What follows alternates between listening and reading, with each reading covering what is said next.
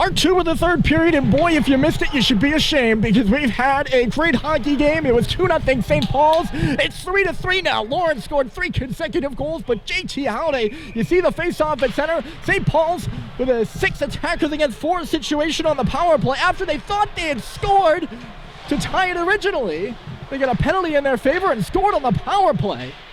As Halliday walked in and beat Thomas Pienka, it's 3-3. Lawrence not satisfied with that. They're right back in. Sacco a drive. It's turned aside by Murphy. There's under a minute left to play, too. So think about that.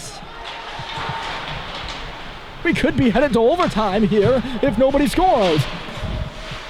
Either team, of course, intended to do that. Flinton tipped it to the middle. Durant chasing it to the front of the goal, and he just chipped it wide. Look out here. It's on the stick of Humphrey trying to glove it down. Durant along the goal line. It's tenacious. Lawrence tenacious on that puck, but the net is off its moorings here, and we get a stoppage. And in case, I know I just threw so much at you in so little time, and I really can't put it in words what kind of a game we've had here. If you're a fan of drama, this one is for you. Timeout Lawrence as they have a face-off in the offensive zone.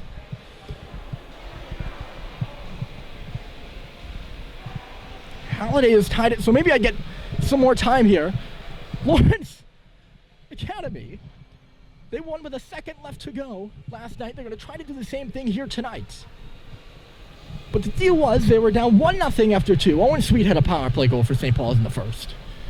And they could not score on 3 power play attempts in the second.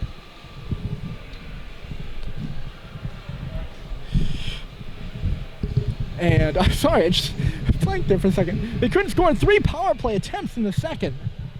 St. Paul's came right out of the gate here in the third. Sweet notched another one. They were up 2-0. And then an awkward little play up by the St. Paul's bench. I thought the puck came out at the line. Instead, it ends up in the back of the St. Paul's goal after they didn't blow the play dead. It's 2-1. Before you know it, Lawrence is ahead 3-2. They scored 2 goals on the same 4-on-4.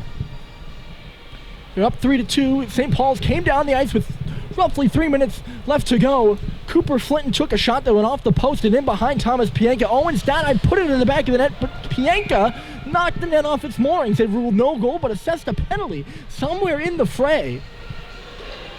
And I believe they assessed it to Thomas Pienka for knocking the net off its moorings on purpose.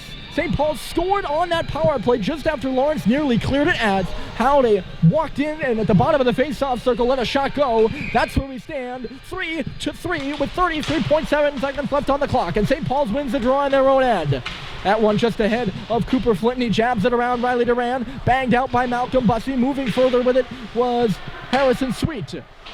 Flinton put it off the referee. Lucky bounce for Lawrence. Here comes Duran, but they're offside at the line. Of course I'm biased, but I feel like the puck has bounced in the favor of Lawrence quite a few times tonight. That might have been a dagger. Probably the referees called that one offside. I mean, it was offside. I say it like I'm saying thank you. Murphy plays that aside. Good little play there not to give Lawrence an offensive zone draw. Swing and a miss by Halliday, but it made its way out to center anyways. Connor into the glove of Jack Happ. 4 seconds left. A stretch pass on the left side. It's Schubert. A second, and he can't get a shot off.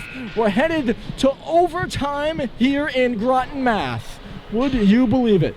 Sure hope you'll join us. It's 3-3 as we head to the 4th and final frame here at Rink.